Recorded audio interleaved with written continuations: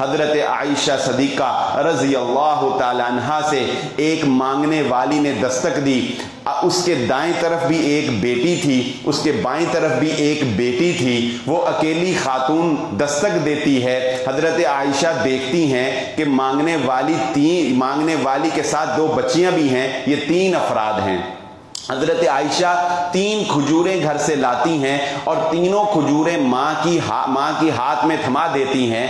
हजरत आयशा इस मंजर को देखकर हैरान होती हैं कि वो माँ एक खजूर पकड़ती है, दाईं बेटी को देती है, दूसरी खजूर पकड़ती है, बाईं तरफ खड़ी बच्ची को देती है, और तीसरी खजूर उस माँ ने खुद नहीं खाई। उस तीसरी खजूर को वो दरमियान से ऐसे 2 टुकड़े करती है और एक टुकड़ा अपनी दाईं बेटी और दूसरा टुकड़ा अपनी बाईं बेटी को दे देती है।